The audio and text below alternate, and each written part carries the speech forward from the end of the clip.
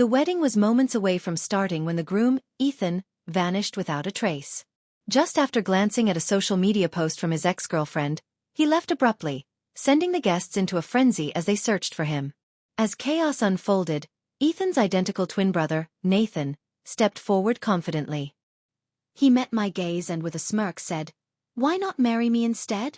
I stared at him, his resemblance to Ethan uncanny, and slowly, a small smile formed on my lips. By the time Ethan finally returned, expecting to take me home, I held up a dazzling diamond ring, larger than anything I had imagined. "Sorry," I said, tilting my head slightly. "I've already married your brother." The events leading up to this moment began in the makeup room at the wedding venue. As I was adjusting my makeup, my mother rushed in, her expression filled with worry. "What's happening?" I asked. "The ceremony is about to start, but Ethan is missing," she said, her voice trembling. My stomach dropped. "He's not here yet?" "I've searched everywhere, inside and out." "He's nowhere to be found," she fretted, pacing the room. "Call him. I'll go find his mother and see if she knows anything." Nodding, I grabbed my phone and dialed Ethan's number. The line rang for what felt like an eternity before he finally picked up. "Where are you? Why aren't you here?" I demanded. His voice came through, tense and hurried. "Something urgent came up. I can't make it." "Can you delay the wedding?" His words hit me like a slap. My breath caught in my throat.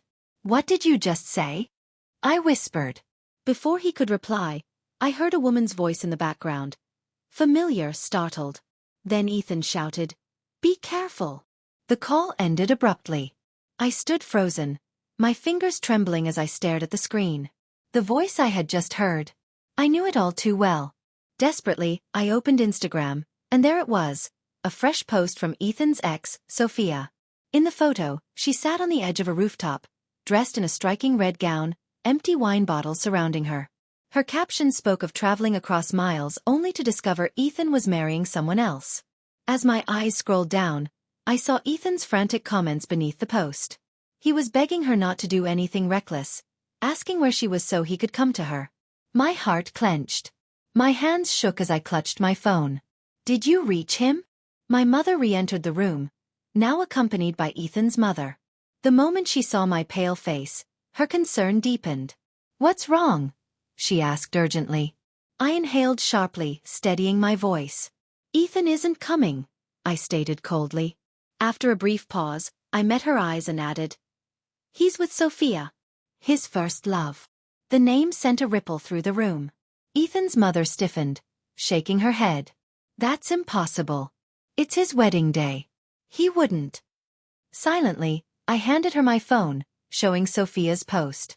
Her face darkened as she read. After a moment, she clenched her jaw and turned to me. "Don't worry. I'll take care of this. I won't let you be humiliated." Then, she stepped out to make a call. My mother's voice pulled me back. "Who is Sophia?" she asked quietly. I exhaled slowly. "His ex." Her eyes widened in disbelief. "He left his own wedding to find his ex-girlfriend? Has he lost his mind?" I let out a bitter chuckle. Maybe he has. The weight of the situation sank in. Guests filled the venue, waiting for a ceremony that might never happen. Our families, especially mine, the Prestons of Seaton, held a distinguished reputation, and now, I stood on the verge of a public disaster. My mother's tone softened. "Darling, if this is too much, we can postpone." Before I could answer, the dressing room door burst open. Nathan strode in, his presence commanding the space. He stopped in front of me and without hesitation declared, "I hear you're missing a groom. Why not marry me instead?" Silence fell. I stared at him, speechless. Ethan's mother, standing behind him, sighed. "We couldn't reach Ethan. It's an emergency, so I called Nathan." My mother's eyes lit up with an idea. "You two are twins. Nathan could take Ethan's place at the altar." Nathan's expression darkened slightly. Then he arched an eyebrow and stated firmly, "Madam, I am no substitute. If I marry today, it will be as Nathan Preston." I met his gaze, studying his familiar yet distinct features. Then, after a beat, a smirk played on my lips. "All right then. What should have been a shocking turn of events unfolded seamlessly. Within half an hour, everything that had been prepared for Ethan had been adjusted for Nathan. Even the MC script had been revised. If I didn't know better, I'd think Nathan had been prepared for this moment all along. Now, as he stood beside me in his impeccably tailored wedding suit, his presence unwavering, I realized something unexpected. His tall, confident frame, his deep eyes, his striking features. Everything about him seemed to belong here, in this moment with me. Nathan adjusted his tie and turned to me with a smirk. "You've underestimated the power of money." I arched a brow in response but said nothing. A voice from outside interrupted the moment. "Everything is ready." Soft music drifted in, signaling that it was time. Taking a deep breath, I rose to my feet, smoothing my wedding dress. "The ceremony is starting," I murmured. Nathan studied me intently. "If you're having second thoughts, this is your last chance." His unwavering gaze held mine. "I have no doubts," he stated firmly. "And neither should you." A small, confident smile played on his lips as he offered his arm. "Trust me, you won't regret this." I turned to the mirror for one final glance. My makeup was flawless, my dress pristine. Placing my hand gently on Nathan's arm, I whispered, "Let's make this a successful partnership, my future husband." The ceremony unfolded seamlessly, following the revised plan. Though a few guests were taken aback by the sudden change of groom, they were too well-mannered to object openly. In the crowd, my mother pressed a trembling hand to her lips, tears streaming down her face, while my father stood beside her, his expression a mixture of pride and contemplation. I had expected resistance from my parents when the groom changed at the last minute. Instead, they had been surprisingly supportive when Nathan stepped forward. After a brief pause, my father had nodded. "If Grace agrees, I have no objections." My mother had scoffed, a touch of satisfaction in her voice. "Ethan really threw this away. Let him live with that regret. Nathan is the better choice." Meanwhile, Ethan's parents had been mortified by their son's absence. But since Nathan was their son too, it had taken only a moment of hesitation before they agreed to the change. And so, the wedding proceeded. After the ceremony, Nathan's mother pulled me aside. "I'm sorry for the way things unfolded today," she said sincerely. I was about to reply when Nathan interjected. "Sorry? She ended up with a much better husband, didn't she?" He winked playfully, earning a glare from his mother. "Nathan, I'm speaking to Grace. Don't interrupt." Unfazed, he leaned against the wall, pretending to be engrossed in his phone. His mother sighed and turned back to me. "This mess was Ethan's doing. We almost lost a wonderful daughter-in-law." She reached into her purse and retrieved a jade bracelet, slipping it onto my wrist. "I chose this for my daughter-in-law long ago. I hope you and Nathan will have a long and happy marriage." She exhaled sharply. As for Ethan, he brought this upon himself. He'll face the consequences. "And that woman? She will never set foot in our home." I offered a small smile. "Thank you. But honestly, Ethan is no longer a part of my life. I hope you'll make that clear to him." She nodded. "Of course." Our parents took care of the guests, while Nathan's mother instructed him to take me home to rest. Nathan led me to his car, a playful glint in his eyes. "Straight to my place, then?" I leaned back against the seat, closing my eyes. The car hummed along the road when a thought struck me. "Wait, swing by Ethan's apartment first." Nathan's jaw tightened. "Why? Regrets already?" I shot him a look. "My things are still there. Shouldn't I collect them?" He exhaled in relief and pressed the accelerator. "Let's get this over with." Ethan's apartment was in a luxurious high-rise we had chosen together. I had imagined living there as newlyweds, gradually moving my belongings in. Now, I was clearing them out instead. As soon as we stepped inside, Nathan's gaze landed on a large wedding photo of Ethan and me on the wall. He clicked his tongue. "Terrible shot. It doesn't do you justice." He pointed at himself, then at Ethan in the picture. "If it were you and me, it would look way better." I rolled my eyes as he flopped onto the couch, tugging off the wedding ring that had been meant for Ethan and dropping it onto the table. "Too tight. Wrong groom." I stared at the ring for a moment before removing mine as well, placing it beside his. Nathan smirked. "Don't worry. I'll get you a bigger diamond." I ignored his remark and focused on packing, but his cheerful energy was impossible to miss. "Need help?" he asked. I gestured toward a few suitcases. "Just those." Rolling up his sleeves, he grabbed them with ease. "Not much to pack. Quick and easy." He loaded the bags into the trunk, then turned to me with a grin. "All set. Let's go home." His enthusiasm was contagious. I found myself smiling. "Why are you so happy?" Nathan whistled. "Well, I have a wife now, don't I?" His casual use of the word made me blush. I cleared my throat, changing the subject. "Where are we going?" "This isn't the way to your house." He winked. "You'll see." Minutes later, he pulled into a high-end commercial district and led me into a jewelry store. Surprised, I looked at him. "Don't tell me you're actually buying a ring now?"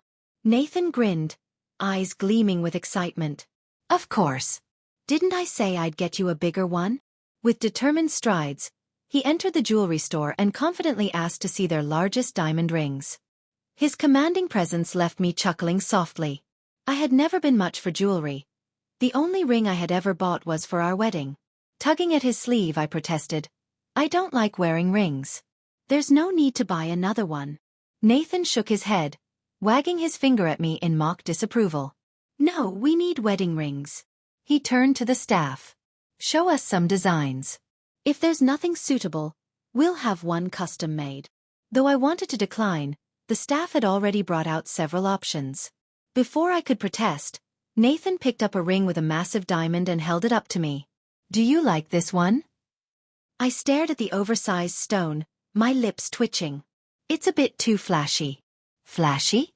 "It's stunning," he argued, slipping it onto my finger. "Look, it fits perfectly." As I gazed at the ring, I found myself surprised by his unexpected generosity. The slightly larger diamond did make my hand look more elegant. With a resigned sigh, I nodded. "All right, let's take this one." After the purchase, we returned to his house. Despite knowing Nathan for years, this was my first time visiting his home.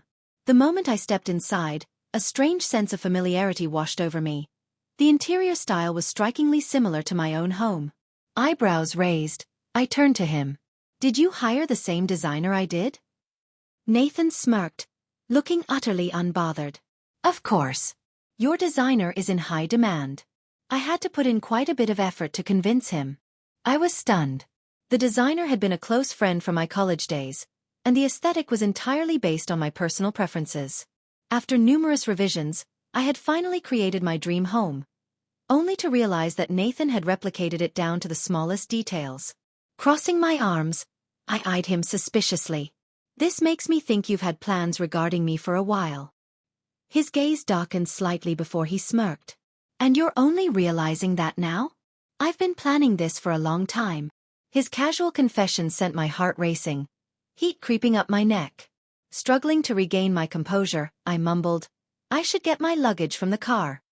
Before I could take a step, Nathan caught my hand, only to release it gently. "I'll get them for you. You're tired. Go take a shower." I hesitated.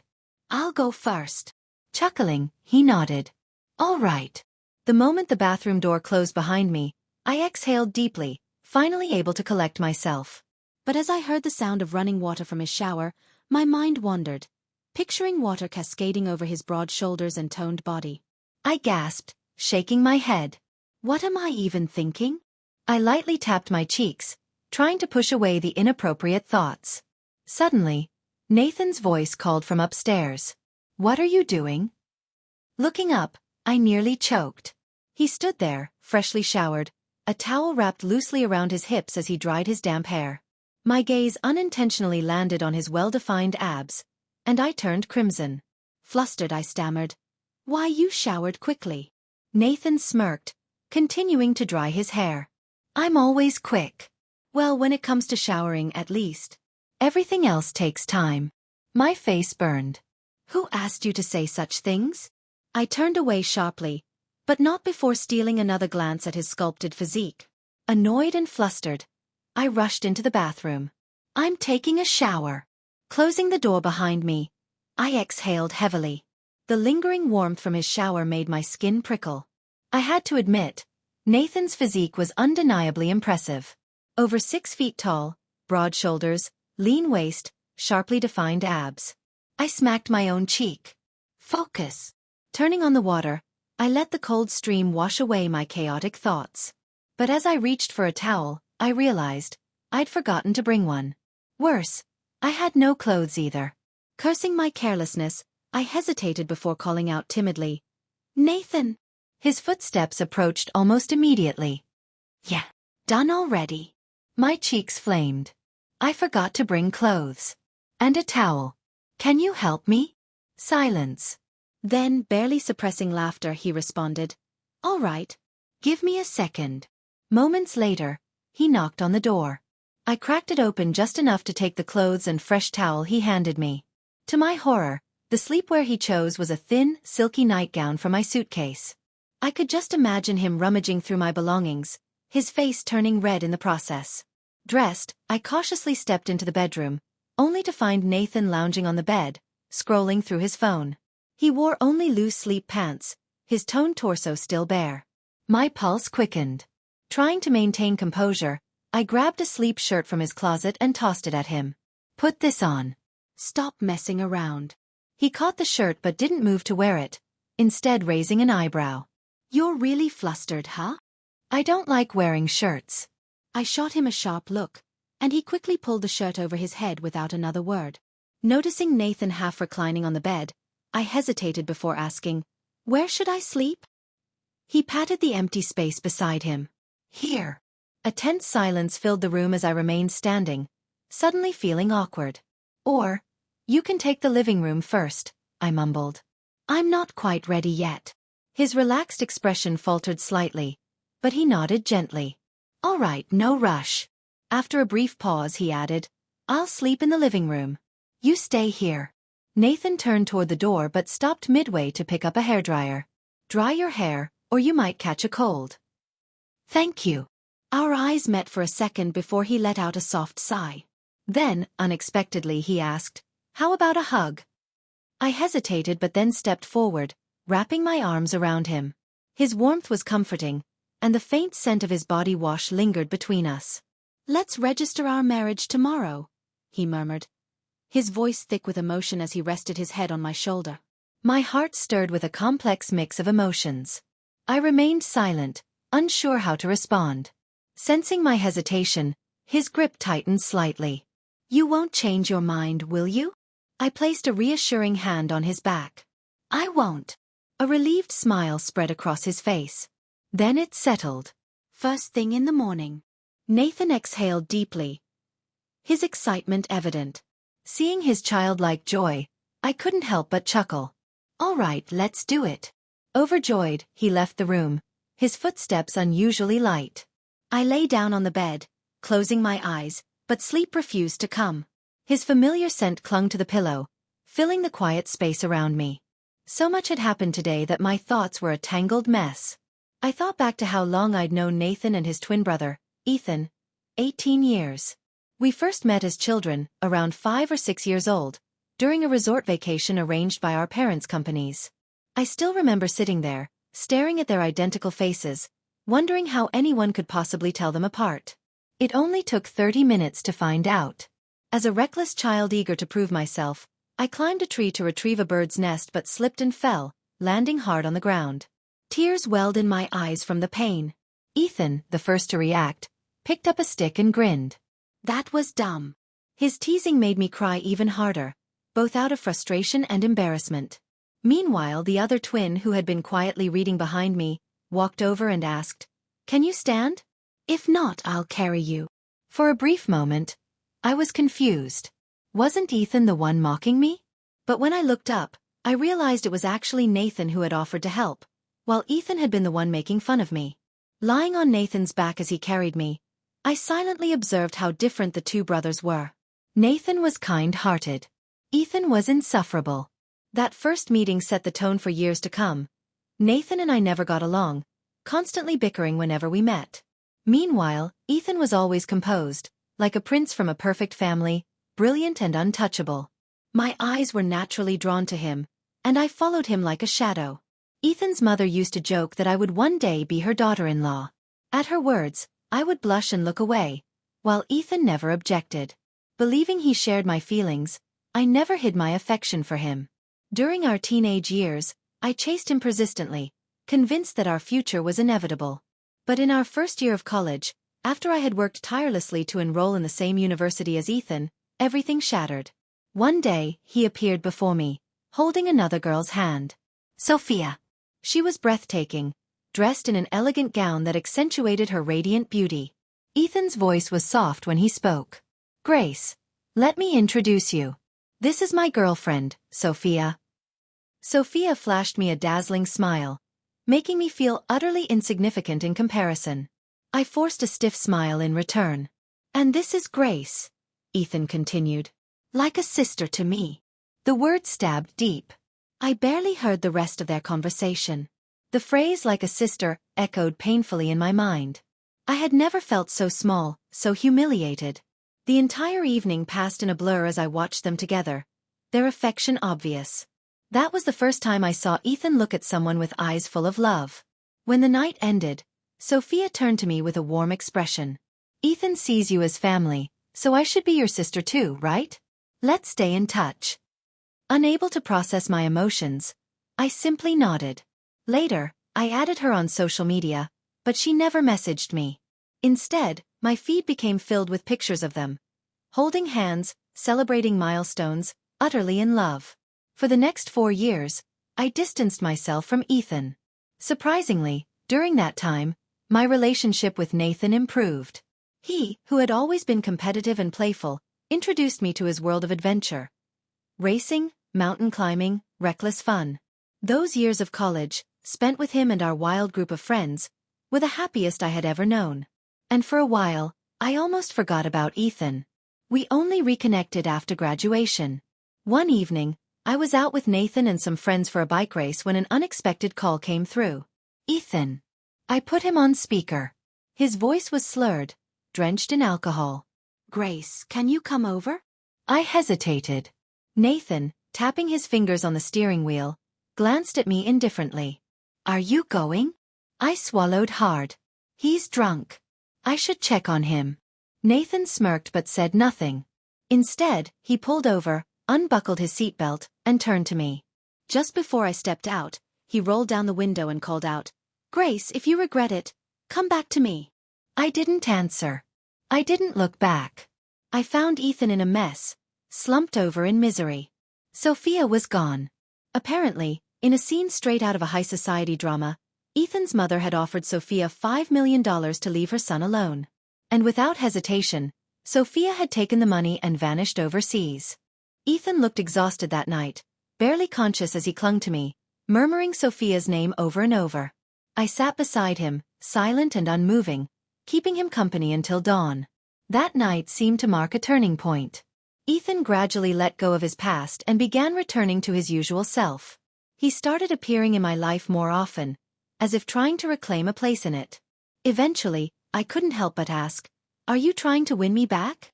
He met my gaze, his voice calm. If I said yes, would you agree? I hesitated for only a moment before nodding. Yes. I had loved him for so long. How could I refuse? We entered a relationship. Though Ethan wasn't the most romantic person, he was reliable and attentive in his own way. His small but thoughtful gestures made me feel cherished. I thought we would always be happy together, but that illusion shattered when Sophia returned. The signs had been there all along. I was just too caught up in my dreams to see them. 2 weeks before our wedding, we had planned to go dress shopping together, but Ethan never showed up. When I called him, his voice was awkward. Sorry, Grace. I completely forgot. Something came up at work. I was frustrated but tried to be understanding. Work was important.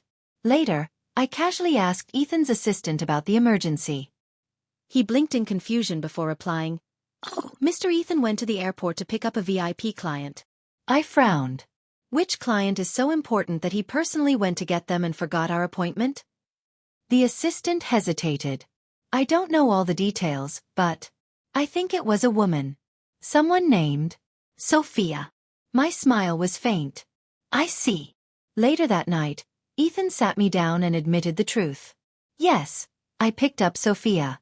But Grace, don't worry. I love you now. She's just a business associate. I wanted to believe him. After all these years, surely he had moved on. He had never mentioned Sophia again. Until now. But deep down, I already knew the truth. They had never really been apart. That night, sleep evaded me. My mind was restless, my heart heavy. A soft knock on the door startled me. I slipped on my slippers and opened it to find Nathan leaning against the frame, holding a pair of chopsticks. I made too much food. Help me eat, he said with a playful smirk. I glanced at the clock. 1:30 a.m. I was about to scold him for eating so late, but instead, I sighed and stepped aside. Come in. Nathan grinned, stepping into the room. I knew you couldn't resist. The scent of freshly made noodles filled the air, steam curling from 2 bowls on the table. Topped with fresh greens and a perfectly poached egg, the dish looked too good to refuse. I sat down, feigning reluctance. You made so much. I guess I'll help you eat. Nathan chuckled, handing me a pair of chopsticks. That's the spirit.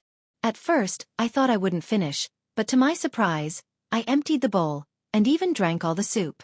Nathan watched me with amusement. Didn't expect that, Grace. Embarrassed, I rubbed my full stomach. I was just being considerate. You went through all that trouble cooking. He tried not to laugh as he gathered the dishes. Thanks, Grace. Next time, be considerate enough to eat more. Feeling guilty for letting him do all the work, I stood up. Let me wash the dishes. Nathan raised an eyebrow. Really? You sure you're not tricking me? I rolled my eyes and grabbed the plates. As I reached the sink, he suddenly appeared behind me, slipping an apron over my head. I stiffened. What are you doing? He leaned in, hands brushing my waist as he adjusted the strings. Just making sure you don't mess up your clothes. Blushing, I turned away, focusing on the sink. I can handle washing dishes on my own. Nathan smirked. Oh. Then why didn't you notice the dishwasher? I blinked as he opened a cabinet, revealing the appliance. Your husband has a dishwasher, and you didn't even know? I gaped at him. You let me wash by hand on purpose? He leaned closer, voice teasing. Washing dishes was your choice. Flustered, I couldn't argue. After a full meal, sleep finally claimed me. The next morning, I groggily picked up my phone to check my messages. A new post from Sophia caught my eye. Thank you, Ethan. The caption was accompanied by a photo, rose petals scattered across a large bed, a man's hand visible in the frame. A hand I recognized. A hand with the same long fingers. The same distinctive mole. I stared at the picture, strangely calm. There was no heartbreak, no tears. Just clarity. From the angle of the bedside lamp, I recognized the room immediately. The Knight's Inn. A hotel known for its romantic suites. A place I had once stayed. So, Ethan had a good night's sleep too. I smirked and closed the app. The clock read 7:30 a.m. The registrar's office opened in an hour. I decided to make breakfast for my new husband, returning the favor since he had cooked for me the night before. As I entered the kitchen, I saw Nathan flipping food in the pan. He looked up, smiling. Up early, he asked. Couldn't sleep anymore? Nathan looked up from the stove, his voice warm with affection. You're up early. I blinked in surprise. You beat me to it. He had already made porridge and was frying eggs, effortlessly managing the kitchen. A husband making breakfast for his wife isn't such a bad thing, is it? He teased, flashing a grin. I smirked.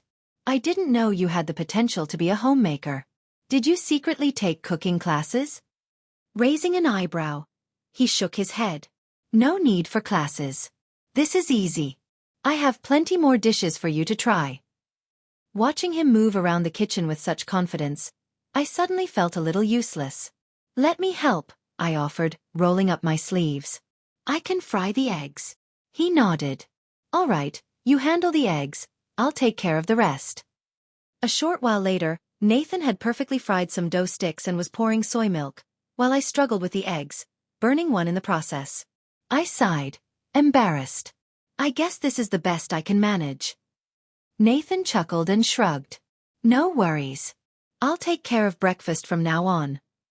After breakfast, he drove me to the registry office. When we stepped out, a marriage certificate in my hands, I felt a strange sense of disbelief. In just one day, my life had completely changed. I glanced down at the red certificate, memories from childhood surfacing. Back then, we used to play pretend family. I always chose Ethan to be the father, ignoring Nathan's eager protests. Nathan had been furious. "Grace, you're silly for choosing a pretender like Ethan over me." I had crossed my arms, sticking out my tongue. "You're the silly one. I wouldn't marry a fool." His eyes had burned with determination. "Fine. When I grow up, I won't choose you either." And yet, here we were, holding a marriage certificate together. Fate had a funny way of playing tricks on us. Lost in thought, I chuckled. Nathan glanced at me while driving. "What's so funny?" I shook my head, suppressing my laughter. "Nothing." He smirked knowingly. "You're probably laughing because you ended up with such an amazing husband. If I were you, I'd be laughing in my dreams too." Rolling my eyes, I lightly tapped his head. "Just focus on driving, you narcissist." Nathan laughed, the warmth of his voice filling the car. "What should we have for lunch?" he asked eagerly. I shrugged. "Whatever you cook is fine. I'm not picky." He winked. "All right, I'll whip up something special. But first, a quick stop at the supermarket." At the store, he held my hand as we walked through the aisles. He pushed the cart while I browsed the shelves, the moment feeling strangely domestic. Back home, Nathan went straight to the kitchen. I changed into comfortable clothes, slicing an apple as I watched him work. "A man who can cook is very attractive," I mused aloud. Nathan turned, smirking. "Eating alone? Weren't you going to share with your husband?" I laughed and handed him a slice. Just then, a knock at the door interrupted the moment. I opened it, only to find Ethan standing there, his usual calm demeanor intact. His eyes flicked to my casual outfit, and his expression darkened. "I've come to take you home." I raised an eyebrow. "I am home. Where exactly do you think you're taking me?" Nathan appeared beside me, his stance firm. For the first time, he addressed Ethan without calling him brother. Ethan's gaze shifted between us before he pulled something from his pocket. A ring. "You left this on the coffee table." He reached for my hand, intending to slip it on my finger, but then hesitated. His eyes landed on the wedding ring already on my finger. I wiggled my fingers with a small smile. "Isn't it beautiful? I suppose you already know. Your parents must have told you. Nathan and I got married yesterday." Ethan's face paled. "Grace, stop joking. I know I made a mistake yesterday, but I'm sorry." I met his eyes, my voice steady. "I'm not joking, Ethan. We just picked up our marriage certificate this morning." Ethan staggered slightly, disbelief etched into his features. "Why would you marry him?" "I told you to postpone the wedding." I let out a disbelieving laugh. "Postpone the wedding? Because you said so?" I shook my head. "Who do you think you are, Ethan? You skipped out on our wedding, and now you expect me to wait." Before I could say more, Nathan stepped in front of me, arms crossed. His voice was ice. "You think the world revolves around you? That everyone should wait just because you changed your mind?" Ethan clenched his fists. "You just took advantage of the situation. She was supposed to be my wife." Nathan scoffed. "The woman you're talking about is probably waiting for you at the Knights Inn right now." Ethan stiffened, his expression shifting to one of panic. I turned to him, my tone firm. "If it was truly an emergency, you should have called the police. Not once did you call me or send a message. Why should I wait for you, Ethan?" He had no response. Silence stretched between us, the weight of his choices sinking in. I exhaled, turning away. This conversation is over. I've moved on. So should you. Ethan remained frozen for a moment before stepping back. As he disappeared, I felt the finality of it all settle in. And for the first time in a long while, I felt free. His tone grew serious, almost pleading. "I know I've messed up," he admitted. "Please, give me another chance."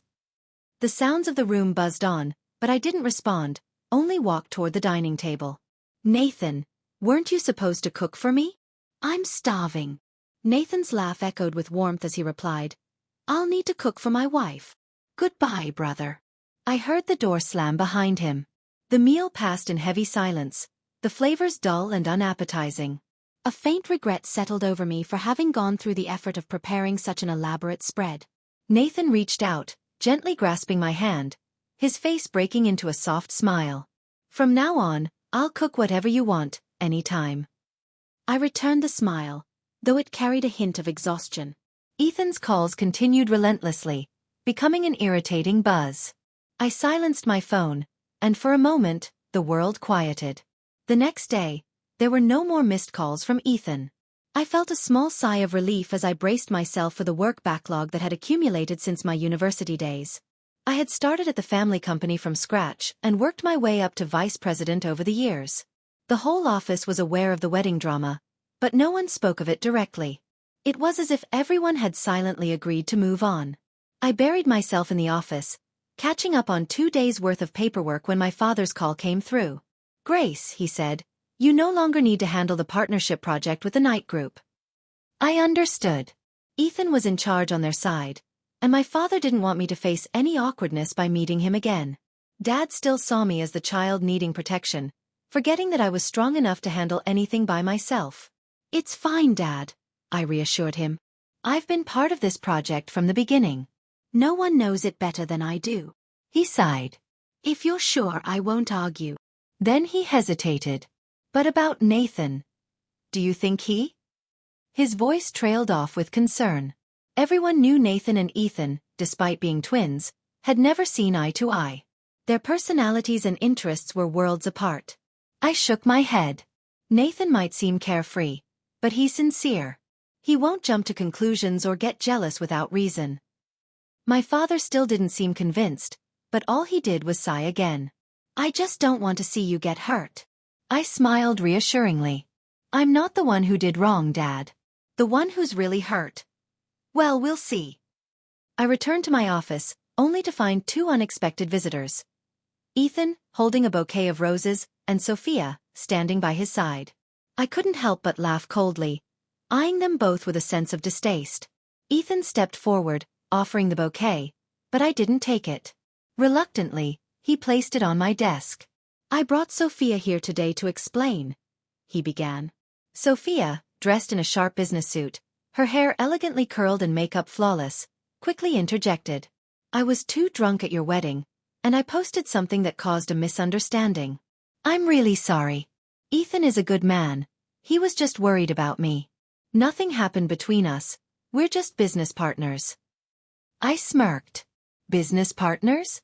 Or something else? I glanced at them with a sharp look. The double room at the Knights Inn must have been quite comfortable, huh? And I'm sure the rose petals on the bed smelled great too, right? Ethan's face drained of color, his lips trembling. "How did you know?" he asked, his voice barely above a whisper. I shot Sophia a knowing look as she began to squirm, confusion flickering across her face. "How could you, Miss Sophia, post a photo from a bed and crop out the most important part?" I folded my arms and studied them both coolly. Ethan turned to Sophia in disbelief, while her lips quivered. Tears welled in her eyes as she grabbed his hand. "Ethan, I didn't mean to. It was a mistake. I deleted it as soon as I realized." "It wasn't intentional," she added. Ethan pushed her hand away, stepping forward. His eyes were bloodshot. "Grace, please, listen. I thought she might harm herself, so I went to comfort her. Then she threatened to hurt herself if I left, and I stayed just to calm her down. We had a few drinks, but nothing happened." His voice trailed off, the bravado gone, leaving only regret.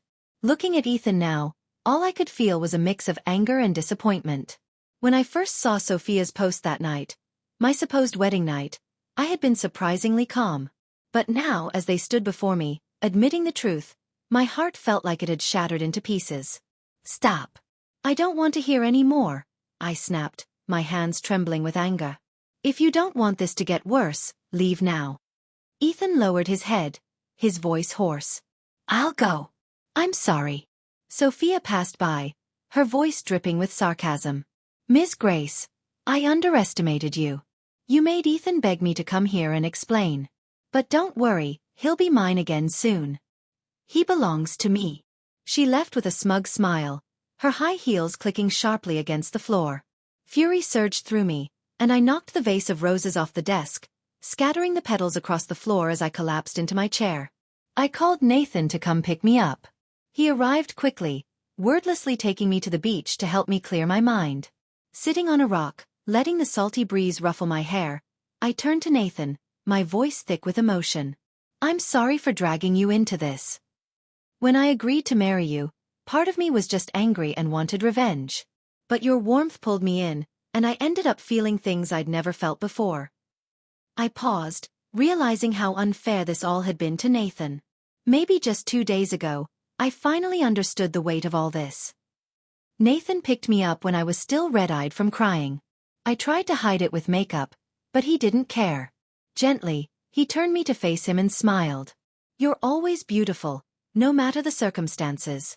But remember, this is the last time you'll cry like this. From now on, I won't let you shed any more tears. His words struck a chord deep within me, and a fresh wave of tears threatened to fall. Eventually, Ethan faded from my life. The next news came at the Mid-Autumn Festival dinner, where Nathan and I delivered gifts to both families. Ethan was conspicuously absent.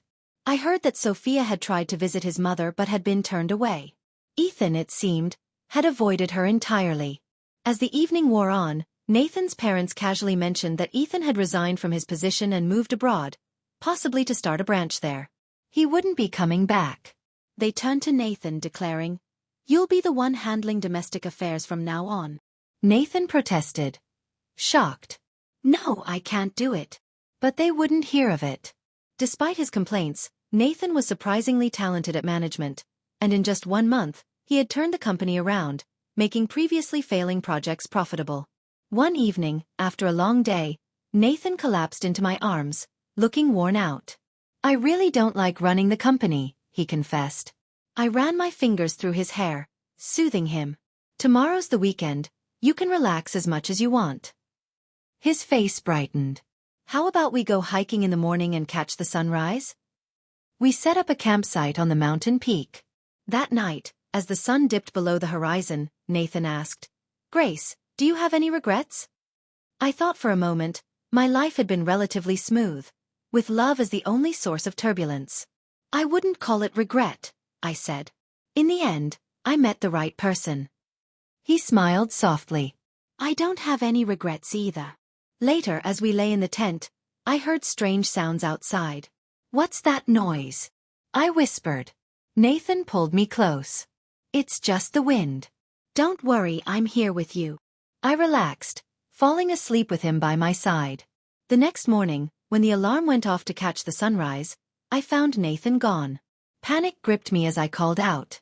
His voice rang out from outside. "Grace, the sun's about to rise, hurry." I opened the tent to find a trail of rose petals leading to Nathan, who stood in a sharp suit, holding a bouquet of roses, surrounded by friends from our biking and racing days. As I stepped outside, cheers erupted, and Nathan knelt on one knee. "Grace," he said, his eyes sparkling, "though we're already married, I never had the chance to propose properly. I want to make it right today. Grace, will you marry me?" The sun rose above the mountain, breaking through the clouds. I looked at Nathan, standing there in his suit, and then down at myself, in cartoon pajamas with messy hair and no makeup. Unable to hold back, I smacked him lightly on the head. "Nathan, you're so dead for this," I laughed.